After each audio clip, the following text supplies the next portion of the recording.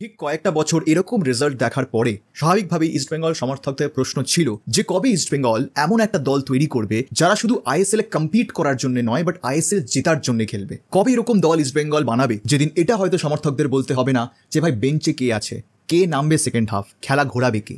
না, হয়তো সেই সব প্রশ্নের উত্তর ইস্টবেঙ্গল এই মরশুমেই দিয়ে দিয়েছে। বিকজ এই সিজন যে দলটা ইস্টবেঙ্গল তৈরি করেছে এটা দেখার মতন। মানে যখন আইএসএলে তারা এসেছিল 2020-21 মরশুমে একেবারে ব্ল্যাঙ্ক স্লেটে এসেছিল তারা, না ছিল ভালো প্লেয়ার, না ছিল ভালো কোচ, না ছিল ভালো প্ল্যান। মানে কি করছে ইস্টবেঙ্গল আইএসএলে নোবডি নিউ। ধারণা তো এটাই ছিল যে মোহনবাগান যখন আইএসএল খেলছে ইস্টবেঙ্গলকে তো খেলতেই হবে, কিন্তু ইস্টবেঙ্গল যে কিভাবে আইএসএল খেলবে সেটা হয়তো কেউ ভাবেনি এবং কেউ ভাবার কথাও নয়। বিকজ মোহনবাগান আইএসএল খেলছে মানে ইস্টবেঙ্গলকেও খেলতে হবে এবং সেখান থেকে ইস্টবেঙ্গলের আইএসএলে আসা, এত বছরের স্ট্রাগল, কিন্তু ফাইনালি 3-4 বছর সময় নিলেও ইস্টবেঙ্গল আজকের দিনে দাঁড়িয়ে ধীরে ধীরে আস্তে আস্তে এমন একটা দল তৈরি করেছে যেটা বলাই যায় যে এই দলটাকে তো অ্যাটলিস্ট ট্রফির জন্য ছাপানো উচিত। শুধুমাত্র আইএসএল নয়, ডুরান্ড, সুপার কাপ, এসিএল সব জায়গায় ভালো খেলতে হবে, এটাই আশা এবং এটাই চাহিদা ইস্টবেঙ্গল সমর্থকদের। তো ঠিক কেমন হলো ইস্টবেঙ্গলের এইবারের দল, কেমন হলো ভারতীয় ব্রিগেড? কারণ ফরেনার্স তো ঠিক আছে, আমরা সকলেই জানি এবারে ইস্টবেঙ্গলের ফরেনার্সদের কোয়ালিটি কতটা ভালো, কিন্তু ইস্টবেঙ্গলের ইন্ডিয়ান প্লেয়ার্সরা কীরকম, ইন্ডিয়ান প্লেয়ার্সদের ডেপথ কেমন এবং কোথায় এখনো প্লেয়ার দরকার। আমার মনে হয় যে আজকে এই অ্যানালিসিস করাটা অত্যন্ত প্রয়োজন। বিকজ যেখানে পড়শি ক্লাব দিনের পর দিন এত স্ট্রং একটা ইন্ডিয়ান ব্রিগেড তৈরি করেছে, যেখানে বেঞ্চে সাহাল থাপার মতন প্লেয়াররা বসে থাকেন, সেখানে ইস্টবেঙ্গল সমর্থকদেরও জানা উচিত যে এই মরশুমে ইস্টবেঙ্গলের ইন্ডিয়ান স্কোয়াড ডেপথ কিরকম। তো চলো আজকে শুরু করবো ফার্স্টেই আমরা ইস্টবেঙ্গলের গোলকিপিং বিভাগ দিয়ে। তো দেখো, গোলকিপিং এমন একটা পজিশন ছিল যেখানে ইস্টবেঙ্গল অনেক দিন ধরেই নানান রকমের কম্বিনেশন ট্রাই করেছে। ফার্স্টে অরিন্দম ছিল, তারপর সেখান থেকে কমলজিৎ এলো, তারপর সেখান থেকে কমলজিতের এত সুন্দর পারফরমেন্স দেখে ইস্টবেঙ্গল ওয়েন্ট ফর প্রভসুখান সিং গিল এবং ফাইনালি গিয়ে গিলের মধ্যে একটা স্টেবল গোলকিপার ইস্টবেঙ্গল ক্লাব পেয়েছে এবং সেই কারণে Prabhsukhan Singh Gill is the first goalkeeper for East Bengal.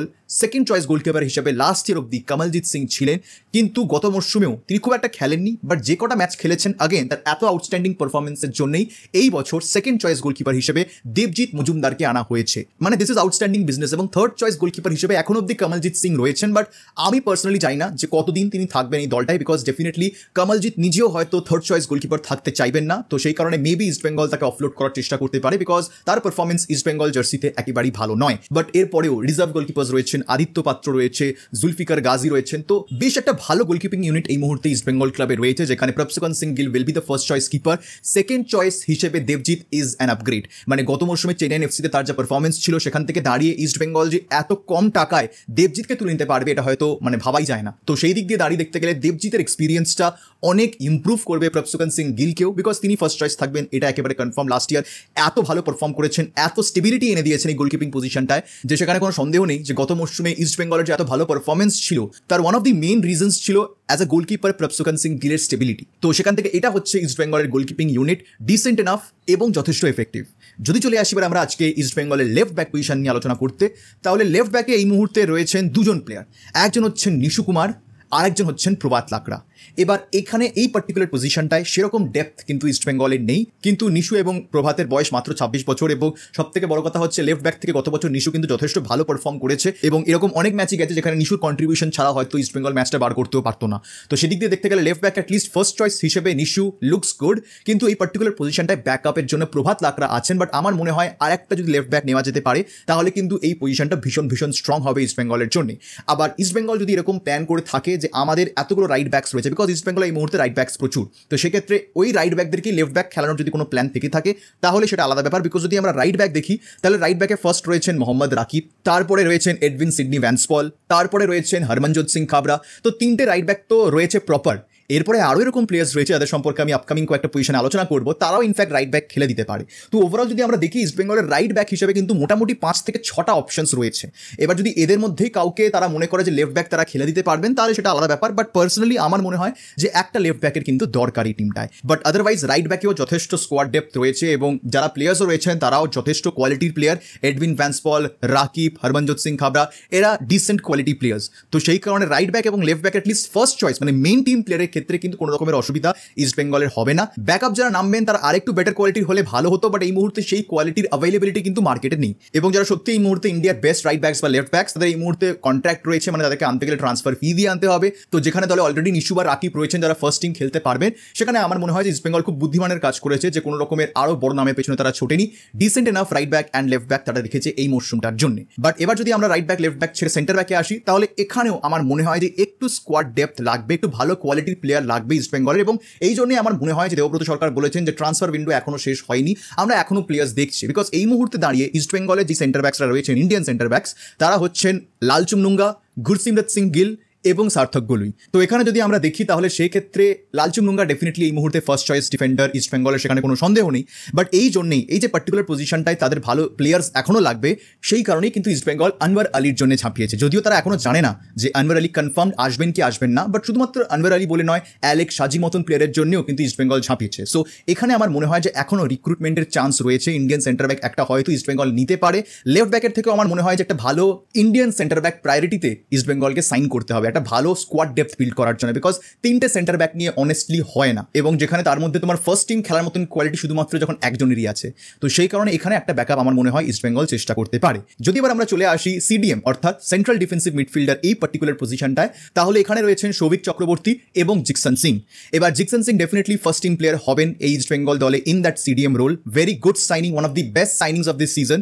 এবং জিকসন সিং এর ইনক্লুশনটা অনেক বেশি কোয়ালিটি বাড়িয়ে দেবে এই ইস্ট বেঙ্গল দলের। যেই মুহূর্তে আমি এই ইন্ডিয়ান প্লেয়ারদের মাঝখানে ফরেন প্লেয়ার্সদেরকেও ঢোকাবো, তখন কিন্তু এই ইস্ট বেঙ্গলের দলটা অন্যরকম দেখতে লাগবে।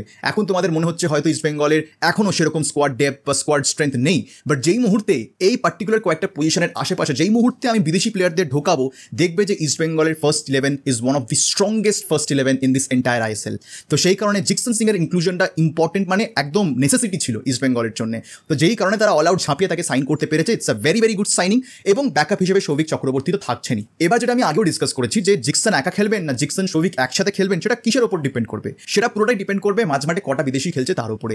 মানে তালাল এবং সাউল যদি একসাথে খেলেন, তাহলে সেখানে Jeakson will be the only central defensive midfielder, এবং সাউল ক্রেসপোকে আমরা একটা বক্স টু বক্স রোলে দেখবো। আর যদি ইস্ট বেঙ্গল আপফ্রন্টে দুটো স্ট্রাইকার এবং মাঝমাঠে অ্যাটাকিং মিড হিসেবে তালালকে নিয়ে খেলে, তাহলে সেই ক্ষেত্রে হয়তো আমরা সৌভিক চক্রবর্তীকে বক্স টু বক্স রোলে দেখব। বাট আমার মনে হয় যে সিডিএম নিয়ে ইস্ট বেঙ্গলের খুব একটা বেশি চিন্তার কিছু নেই, বিকজ যেখানে ম্যাক্সিমাম টাইমসেই দেখা যাচ্ছে তিনি হয়তো একটাই সিডিএম খেলাবেন এবং একটা সিএম খেলাবেন, মানে একটা নাম্বার 6 একটা নাম্বার 8। তো সেই দিক দিয়ে দেখতে গেলে আমার কোনো মনে হয় না যে এখানে আর কোনো প্লেয়ারের প্রয়োজন। এবার যেহেতু আমি অলরেডি নাম্বার 6 নিয়ে আলোচনা করে নিলাম এবং নাম্বার 8 এর উল্লেখটাও করলাম, অর্থাৎ সেন্ট্রাল মিডফিল্ডারের উল্লেখটাও আমি করলাম, তো এবার দেখে নেওয়া যাক যে ইস্ট বেঙ্গলের সেন্ট্রাল মিডফিল্ডার্স কারা রয়েছে। তো এই পার্টিকুলার পজিশনটায় কিন্তু রয়েছেন ভ্যানলাল পেখা গুইতে, যাকে আমরা একটা ফিউচার প্রসপেক্ট বলছি, তার মধ্যে অনেক পোটেনশিয়াল রয়েছে, অনেক বড় মাপের ভারতীয় ফুটবলার হওয়ার। এবং এরই সাথে রয়েছেন ইস্ট বেঙ্গলের এই মরশুমের নতুন সাইনিং মার্ক জোতানপুয়া। এবার এই মার্ক জোতানপুয়াও কিন্তু যথেষ্ট ইন্টারেস্টিং সাইনিং, ইয়াং প্লেয়ার, হায়দ্রাবাদে খেলছিলেন লাস্ট ইয়ার, 22 বছর মাত্র বয়স। Again a lot of potential young player. এবং এই বছর আমরা দেখছি যে ইস্ট বেঙ্গলে কিন্তু অনেক ইয়াং প্লেয়ার্সরা রয়েছে এবং অনেক ইয়াংস্টার্সদের ইস্ট বেঙ্গল কিন্তু সুযোগ দিতে চলেছে এই আপকামিং আইএসএলটায়। তো বেসিক্যালি একটা এক্সপিরিয়েন্সড এবং একটা ইয়াং প্লেয়ারদের খুব ভালো ব্যালেন্স এই ইস্ট বেঙ্গল দলটায় রয়েছে। তো সেটা কিন্তু প্রচণ্ডভাবে সাহায্য করবে এই ইয়াং ভারতীয় প্লেয়ারদের ডেভেলপ করতে নিজেদেরকে, এবং ইন দ্য লং রান এটা কিন্তু ইস্ট বেঙ্গলের জন্যই ভালো। এবার এই মার্ক জোতানপুয়া কিন্তু অনেক ভার্সাটাইল প্লেয়ার। তিনি as a central midfielder as a proper first team role খেলেন, বাট এরই সাথে তাকে যদি লেফট মিডফিল্ড খেলতে বলা হয় তিনি সেটাও খেলে দেবেন। ইভেন কি তিনি চাইলে লেফট ব্যাক পর্যন্ত খেলে দিতে পারবেন। তো এই কারণে আমার মনে হয় যে ইস্ট বেঙ্গল মেবি হয়তো লেফট ব্যাক বা রাইট ব্যাকের জন্য আর কোনো সাইনিং করবে না, বিকজ দে হ্যাভ প্লেয়ার্স যারা ওরকম ভার্সেটাইল ডিফারেন্ট পজিশনসে খেলার মতন। তো সেই কারণে মার্ক জোতানপুয়ার সাইনিংটাও কিন্তু যথেষ্ট ভালো স্কোয়াড ডেপথ এনেছে এই ইস্ট বেঙ্গল দলটায়। এবার আমি যেটা বললাম যে আইদার জিকসন এবং সৌভিক একসাথে খেলবেন, অথবা জিকসন একা খেলবেন তারপরে সৌভিক নামবেন। তো সেদিক দিয়ে দেখতে গেলে যাই হয়ে যাক, যদি সৌভিক আর জিকসন একসাথে খেলেন তাহলে সেকেন্ড হাফে ম্যাক্সিমাম চান্সেস রয়েছে সাউলের নামার। আর যদি জিকসন ফার্স্ট থেকে খেলে এবং সৌভিক সেকেন্ড হাফে নামে, তাহলে সেক্ষেত্রে তো মার্ক জোতানপুয়া এবং এই গুইতে এরা হচ্ছে প্রপার ব্যাকআপস। এদেরকে কিন্তু ফার্স্ট টিম রোল বা সাবস্টিটিউট হিসেবে নামবে এরকমটা এই মুহূর্তে বলাটা সম্ভব নয়, but still I think Carlos Cuadrat কিন্তু চেষ্টা করছেন মার্ক জোতানপুয়ার রোলটাকে ভীষণ ইম্পর্টেন্ট করার এই দলটায়। তো ওই দিকের ওপর আমাদের কিন্তু একটা হালকা নজর রাখতে হবে। আদারওয়াইজ আই থিঙ্ক নাম্বার 8 এবং নাম্বার 6 এই দুটো পজিশনে ইস্ট বেঙ্গলের সেরকম চিন্তার কোনো কারণ নেই, বিকজ তাদের ভালো কোয়ালিটি বিদেশি প্লেয়ারও রয়েছে এই পার্টিকুলার পজিশনটাকে সাপোর্ট দেওয়ার জন্য। এবার এখান থেকে হচ্ছে ইস্ট বেঙ্গলের মেইন স্ট্রেংথ শুরু, মানে লেফট মিড, রাইট মিড এবং ফরওয়ার্ড লাইন। এখানে east Bengal has one of the best young Indian players. এরকম কোয়ালিটি আমার মনে হয় না যে আর কোনো আইএসএল দলের মধ্যে রয়েছে। মানে ফার্স্ট অফ অল তো ন্যাশনাল টিমের প্লেয়ার্সের সাথে সাথে যে রিজার্ভ টিমের প্লেয়ার্সরা রয়েছে তারা ইকুয়ালি গুড, তারা ইকুয়ালি স্ট্রং, এবং এই মরশুমে তো আইএসএল ছাড়ো সিএফএল এই মুহূর্তে ইস্ট বেঙ্গলের রিজার্ভ টিম যা খেলছে it is one of the best. যেইভাবে তারা এই প্লেয়ারদের ডেভেলপ করেছে আউটস্ট্যান্ডিং, মানে একটা অন্য রকমের প্লেয়ার্স হয়ে গেছেন এরা, এবং এদের মধ্যে এত বেশি মনে হচ্ছে কনফিডেন্স চলে এসছে যে এরা কিন্তু এই সিজনে আইএসএল কাঁপাতে পারে। অলরেডি লাস্ট ইয়ারই তার হালকা একটা ঝলক আমরা দেখেছিলাম, বাট এই season this could be their breakthrough season আমার পার্সোনালি মনে হয়। বিকজ লেফট মিডফিল্ড যদি আমি দেখি বা লেফট উইং চ্যানেলটা যদি আমি দেখি, তাহলে এখানে কারা রয়েছেন? এখানে রয়েছেন নাওরেম মাহেশ সিং, সায়ন ব্যানার্জি এবং Nandakumar. What a squad depth! এবং সব থেকে বড় কথা হচ্ছে যে নন্দকুমারকে হয়তো লেফট উইংয়ে আমরা খেলতেও দেখবো না, কারণ কার্লোস কোয়াদ্রাত তাকে অনেকটা রাইট উইং থেকে খেলাচ্ছে, তো সেটা অনেকটা সুবিধা হতে পারে ইস্ট বেঙ্গলের জন্য, যে একটা ফ্লেক্সিবিলিটি রয়েছে এই দুই প্লেয়ারের মধ্যে। ইভেন কি মাহেশও right wing left wing switch করতে পারে, তো সেই কারণে এখানে কোনো অসুবিধা হবে না। বাট মেনলি নন্দকুমার, মাহেশ এরা লেফট চ্যানেলের প্লেয়ার, এবং তাদেরকে সাপোর্ট দেওয়ার জন্য যদি ব্যাকআপে সায়ন ব্যানার্জির মতন একটা ইয়াংস্টার থাকে তাহলে তো আর বলার কিছুই নেই। গত মরশুমে আইএসএল এ লিটারালি নজর কেড়েছেন এবং মানে নিজেকে প্রমাণ করে দিয়ে গেছেন যে দেখো ভাই একটা আপকামিং সুপারস্টার আসছে। সো সায়ন ব্যানার্জির উপরে অনেক এক্সপেকটেশন ইস্ট বেঙ্গল সাপোর্টারদের রয়েছে। এই মুহূর্তে সিএফএল তিনি দুর্দান্ত ফর্মে রয়েছেন, ভালো গোলস করছেন, অ্যাসিস্ট করছেন, মানে প্রচন্ড ক্রেজি স্ট্যাটিস্টিক্স এই মুহূর্তে সিএফএল এ সায়ন ব্যানার্জির রয়েছে। কিন্তু একটা কনসার্ন হয়েছে, সেটা হচ্ছে সায়ন ইনজিওর্ড হয়েছে সিএফএল এর ম্যাচ খেলতে গিয়ে। তো এখনো এটা জানা যায়নি যে কতটা সিরিয়াস এই ইঞ্জুরিটা, বাট আইএসএল এর আগে হোপফুলি সায়ন হয়তো সুস্থ হয়ে উঠতে পারবে, এরকমটাই সমর্থকদের আশা। অফিসিয়াল কমিউনিকেশন কিন্তু এখনো ক্লাবের পক্ষ থেকে কিছু করা হয়নি যে সায়ন কতদিনে ফিট হবে, তো এটা একটা কনসার্ন থেকে যাচ্ছে। But otherwise I think left channel looks pretty solid for east Bengal. যদি আমরা রাইট চ্যানেল দেখি তাহলে এখানেও যথেষ্ট স্কোয়াড ডেপথ রয়েছে। মানে এখানে লিটারালি বিষ্ণু আছে, এখানে লিটারালি তোমার কাছে ভিপি সুহের রয়েছে, এখানে লিটারালি তোমার কাছে আমান সিকের মতন প্লেয়ার রয়েছে। যদিও এই বিষ্ণু বা আমান এদেরকে আমি প্রপার উইঙ্গার্স বলবো না, এরা অনেকটা সেন্ট্রাল খেলতে ভালোবাসে, বাট বিষ্ণুর মধ্যে কিন্তু সেই অ্যাবিলিটিটা রয়েছে ভাঁজ দিয়ে আউটসাইড থেকে ইনসাইডে আসার। তো সেই কারণে বিষ্ণুকে অনেক সময় আমরা দেখেছি লেফট চ্যানেল রাইট চ্যানেল দুদিকেই অপারেট করতে। খুবই কনফিডেন্ট প্লেয়ার বিষ্ণু এবং আমান।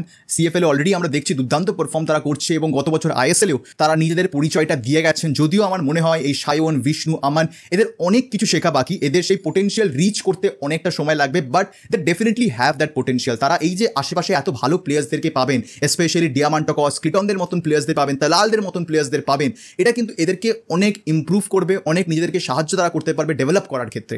তো সেই কারণে এই প্রেজেন্সটা থাকা অত্যন্ত দরকার ছিল ইস্ট বেঙ্গল টিমটায়, বিকজ এদের দিকেই কিন্তু এই ইয়াং প্লেয়ার্সরা তাকিয়ে থাকবে, এদের থেকেই এই ইয়াং প্লেয়ার্সরা শিখবে। তো সেই কারণে বিষ্ণু এবং আমানের ওপর অনেক এক্সপেকটেশন এই মরশুমে আমার মনে হয় লাল হলুদ সমর্থকদের রয়েছে।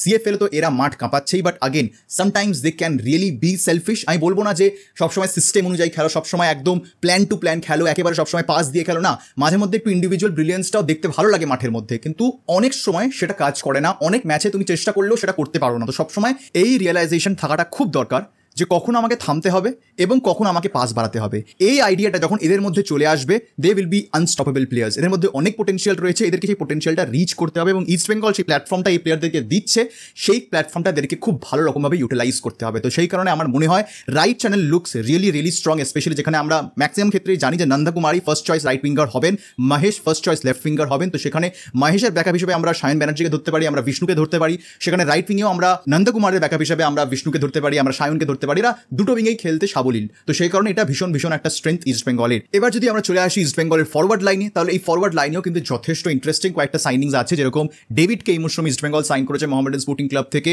গত মরশুমে 25টা ম্যাচে 11টা গোল এবং 3টে অ্যাসিস্ট করেছেন, যার মধ্যে ডুরান্ট কাপেই তিনি 6টা গোল করেছিলেন। সো ডেফিনেটলি আমার মনে হয় যে David is a player to look forward to for east Bengal, যেখানে ক্লেটন এবং ডিয়ামান্টকসের ব্যাকআপ হিসেবে তিনি থাকছেন। রাইট উইং খেলতে পারেন, বাট আমার মনে হয় না তাকে রাইট উইং খেলানো হবে, তিনি মেনলি হয়তো অ্যাজ আ প্রপার সেন্ট্রাল ফরওয়ার্ডই আসবেন। এরই সাথে রয়েছেন জেসিন টিকে, এবং জেসিনের ক্ষেত্রে একই কথা, তিনিও কিন্তু সেন্ট্রাল ফরওয়ার্ড রাইট উইং দুটো চ্যানেলই খেলতে ভালোবাসেন বা খেলতে পারেন। তো সেই কারণে জেসিন টিকেও ইস্ট বেঙ্গল কিন্তু অ্যাজ আ সেন্ট্রাল ফরওয়ার্ড বা অ্যাজ আ রাইট উইং নামাতে পারে, নন্দার রিপ্লেসমেন্ট হিসেবে বা ক্লেটন বা ডিয়ামান্টকসের রিপ্লেসমেন্ট হিসেবে in that central forward role. এবার এই যে এত প্লেয়ার আমি বললাম, জেসিন টিকে, আমান, তারপরে বিষ্ণু, তারপরে সায়ন, এরা তো রিজার্ভ দলের প্লেয়ার। এবার এদের মধ্যে এক্স্যাক্টলি কজনকে আইএসএল দলের জন্য রেজিস্টার করা হয় আমাদের সেই দিকেই কিন্তু নজর থাকবে। বাট আমার পার্সোনালি মনে হয় যে ডেফিনেটলি এই 4 জন প্লেয়ারকে তো ইস্ট বেঙ্গল রেজিস্টার করবেই। এরই সাথে আরও কয়েকজন প্লেয়ার্স রয়েছে যারা ইতিমধ্যেই সিএফএল এর নজর কাটছে। তো সেরকম প্লেয়ার যেরকম নাসিবের কথা অনেকেই বলছেন, এরই সাথে তন্ময় দাস রয়েছেন, শ্যামল বেসরা রয়েছেন, এরকম কয়েকটা প্লেয়ারের দিকেও আমার মনে হয় যে নজর কিন্তু কার্লোস কোয়াদ্রাতের থাকবে। এবং যেহেতু তিনি প্রায় প্রত্যেকটা সিএফএল ম্যাচই দেখছেন, প্রত্যেকটা প্লেয়ারকেই তিনি দেখছেন, তো সেই কারণে তিনি বেস্ট জানেন যে তার দলে কোথায় রিইনফোর্সমেন্ট দরকার। তো সেই কারণে এরকমও হতে পারে যে যেই যে পার্টিকুলার পজিশনটা ইস্ট বেঙ্গলের মেইন টিমে উইকনেস রয়েছে সেইগুলোকে রিইনফোর্স করার জন্য রিজার্ভ দল থেকেই প্লেয়ার আনা হবে এবং সেই পার্টিকুলার পজিশনগুলোকে স্ট্রেনথেন করা হবে। তো এই হচ্ছে আপাতত আমার মনে হয় যে ইস্ট বেঙ্গলের ইন্ডিয়ান ব্রিগেড টোটাল। খুব যে অনেক বড় নাম রয়েছে ওরকম কিছু নয়, বাট কোয়ালিটির দিক দিয়ে আমি বলবো যে এরা কিন্তু কোনো অংশে কম নয়। বড় প্লেয়ার মানেই যে ভালো খেলবে তার কিন্তু কোনো মানে নেই, এবং ইস্ট বেঙ্গলে এই ইয়াংস্টার্সরা যা খেলছে এই মুহূর্তে এরা ডিজার্ভ করে আইএসএল খেলা। তো সেই কারণে আমাদের সকলের নজর কিন্তু এই দিকে থাকবে। তো overall East Bengal as a squad looks pretty decent, এবং এটির সাথে যেটা বললাম যেই মুহূর্তে এই দলটার মধ্যে তুমি ফরেনার্সদেরকে ইনক্লুড করবে, this looks a very very strong squad. এবং আমি তো বলবো যে ISL league shield, ISL cup আমি এগুলো ভাবছি না, বাট অ্যাটলিস্ট যে দল ইস্ট বেঙ্গলের রয়েছে এদের ডুরান্ট অ্যাটলিস্ট কাপের জন্য ফাইট দেওয়া উচিত, বিকজ ডুরান্তেও কিন্তু অনেক দলই মেইন টিম নামাচ্ছে না। তো সেখানে ইস্ট বেঙ্গল তাদের ফুল স্ট্রেংথ নিয়ে নামছে, তো সেটা ইস্ট বেঙ্গলের জেতা উচিত। সুপার কাপ বা ফেডারেশন কাপ যাই হোক সেটা তাদের লক্ষ্য হওয়া উচিত জেতার। আইএসএল এ ডেফিনেটলি টপ 4 এর মধ্যে ইস্ট বেঙ্গলকে ফিনিশ করতেই হবে উইথ দিস টিম, বিকজ এরকম কোয়ালিটি টিম কিন্তু অনেক আইএসএল ক্লাবসদেরই নেই। তো সেই কারণে ইস্ট বেঙ্গল ইজ ব্যাক। আমার মনে হয় ইস্ট বেঙ্গলের ভালো সময় আসছে, ইস্ট বেঙ্গলের সময় এসে গেছে আবার রাজার মতন ফেরার। তো সেই কারণে দেখা যাক যে কিরকম ইস্ট বেঙ্গলের এই মরশুমটা যায়। আমি আরও অ্যানালিসিস আনবো ইস্ট বেঙ্গলকে নিয়ে, তো অবশ্যই সেই ভিডিওর দিকে নজর রেখো। আপাতত আজকের এই ভিডিওটা আমি এখানে শেষ করলাম, দেখা হবে তোমাদের সাথে পরের ভিডিওতে। আর এই ভিডিওটা দেখার জন্য তোমাদের সবাইকে জানাবো ধন্যবাদ।